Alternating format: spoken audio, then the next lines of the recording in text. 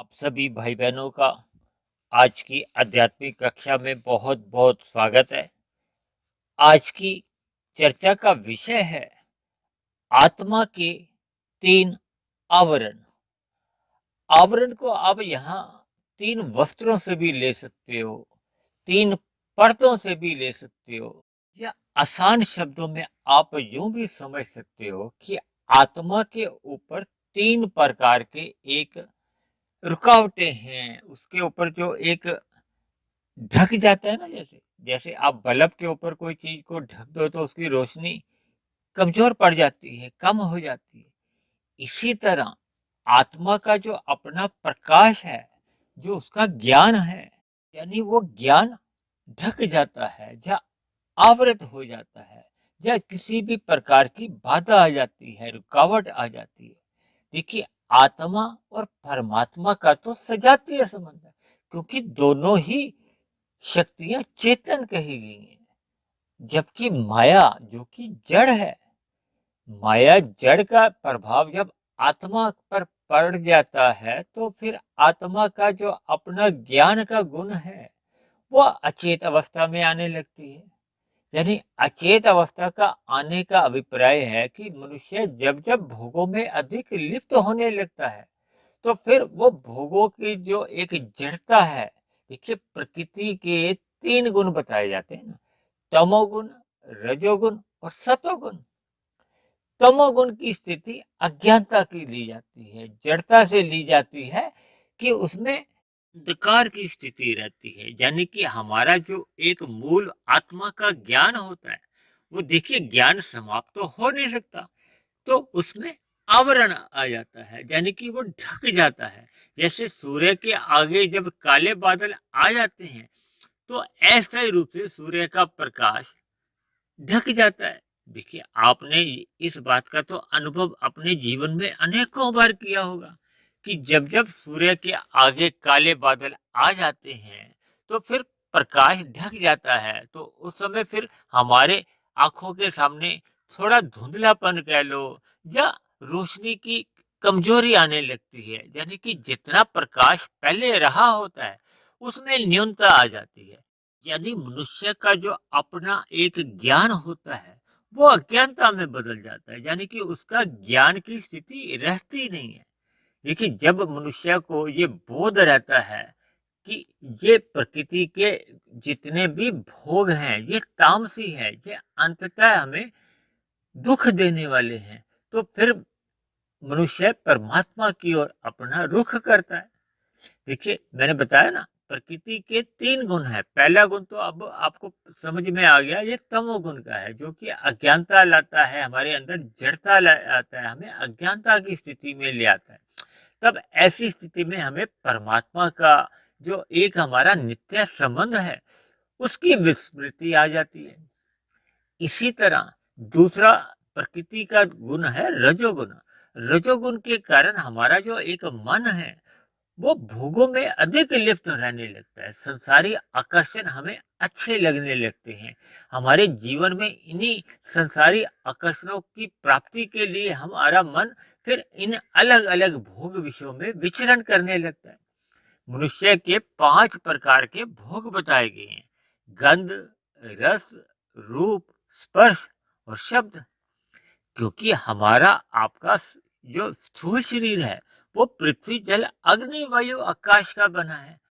इन 5 स्थूल भूतों के जो एक सूक्ष्म तत्व हैं, इन्हीं को ही गंध, रस, रूप, स्पर्श और शब्द कहा जाता है। इन्हीं को ही हमारे जो स्थूल भूत का कारण भी समझा जाता है। इन्हीं के कारण ही ये 5 स्थूल भूत बनते हैं। शास्त्रों में इन 5 स्थूल भूतों को तामस कहा गया है। तामस का प्रभाव होता है हमारे अंदर जड़ता लाना, अचेत करना, अज्ञानता में ले आना। यानी जो हमारी अपनी जो एक सामान्य ज्ञान की स्थिति होती है उस पे फिर ये हमारे अज्ञानता आ जाती है। देखिए, हमारे आपके 3 शरीर कहे गए हैं: स्थूल शरीर, सूक्ष्म शरीर और कारण शरीर। आज की चर्चा में जो आत्मा के जो 3 आवरण हैं वो वास्तव में ये 3 शरीरों के ही आवरण हैं। देखिए, हमारा कारण शरीर और सूक्ष्म शरीर, ये दोनों जब तक समाप्त नहीं होते, देखिए स्थूल शरीर तो सभी के ही समाप्त हो जाते हैं। हमने अपने जीवन में कितनी ही शव यात्राओं में हम सम्मिलित हुए हैं, यानी कि हमारे जीवन में ऐसी कितनी ही हमने मृत्युएं देखी है कि उन सभी स्थूल शरीरों का जो अंत होता है वो पृथ्वी जल अग्नि वायु आकाश में ही विलीन हो जाते हैं।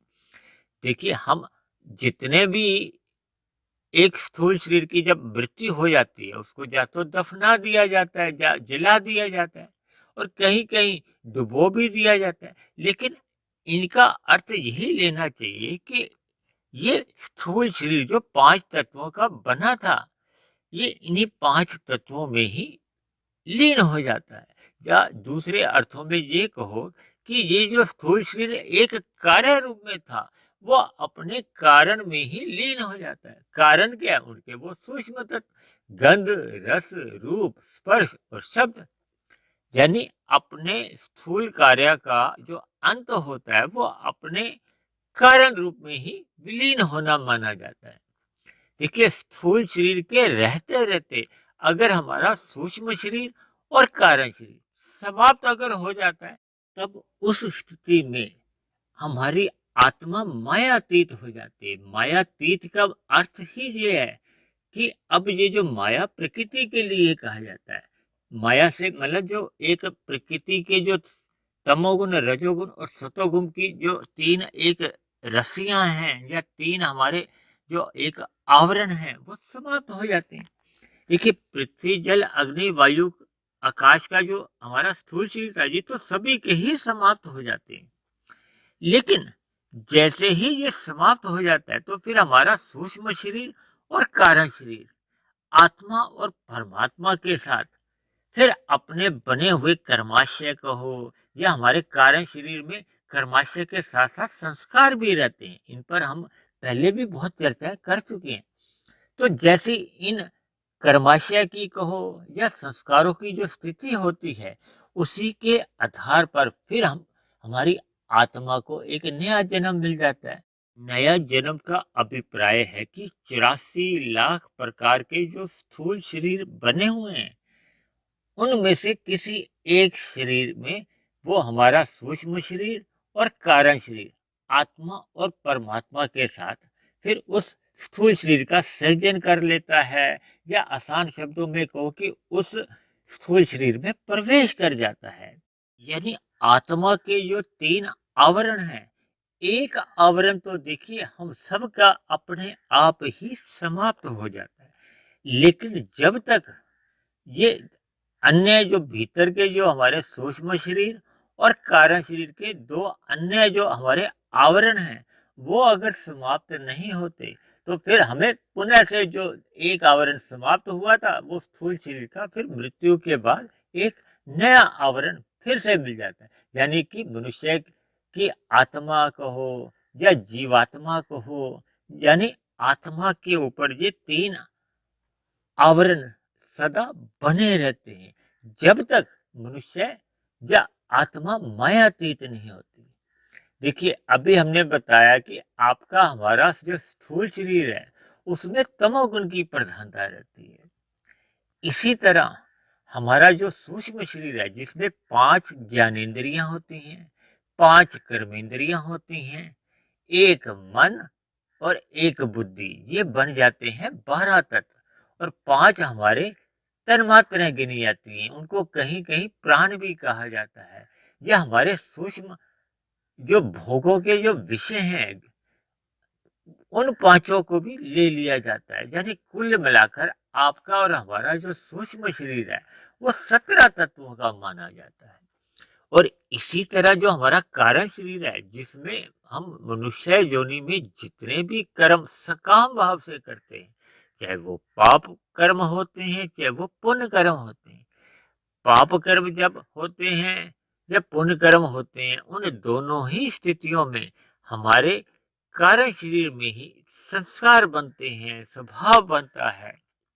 लेकिन मनुष्य अगर चाहे तो निष्काम भाव से भी अपने कर्मों को दिशा दे सकता है। क्योंकि गीता में तो भगवान श्री कृष्ण ने निष्काम कर्म करने की ही प्रेरणा दी है, ताकि हमारा ये जो गुणों का जो द्वारा जो बार बार जो हमारा जन्म मरण होता है, उससे हम क्रमशः मुक्त होते जाएं। अर्थात आत्मा के ऊपर जो ये तीन आवरण हैं वो समाप्त हो जाएं। यानी कि हमारा जब सूक्ष्म शरीर और कारण शरीर, ठीक है, सूक्ष्म शरीर में मुख्य रूप से मन और बुद्धि ही रहते हैं।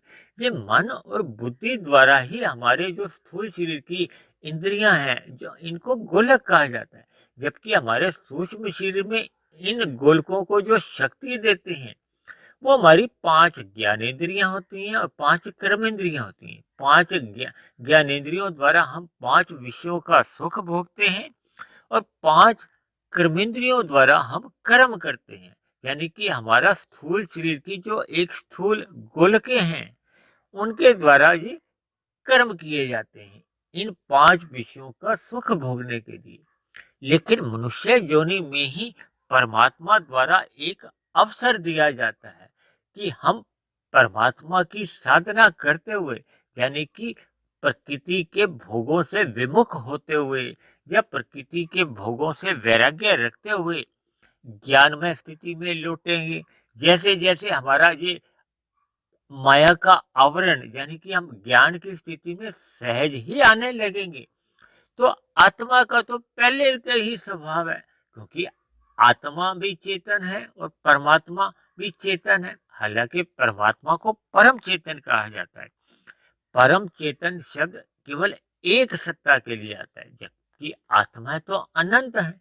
लेकिन परम पिता परमेश्वर यानी कि भगवान यानी परमात्मा, वो एक परम चेतन है।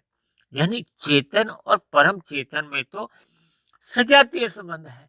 तो जैसे जैसे आत्मा के ऊपर से ये जो 3 आवरण समाप्त होते हैं, तो फिर आत्मा का तो एक स्वभाव ही है, वो सहज ही परमात्मा की ओर कहो, भगवान की ओर उसकी सहज ही प्रीति होने लगती, क्योंकि उनका सजातीय संबंध है।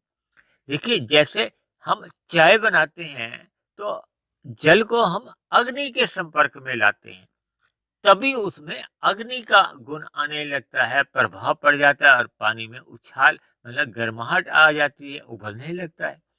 और जैसे ही हम उस प्रभाव से अपने आप को अलग कर लेता है जल, तो उसमें फिर देखो अपने आप ही तरलता को, शीतलता का गुण वो सहज ही लौट आता है। इस उदाहरण को आप अपनी आत्मा के ऊपर देखिए।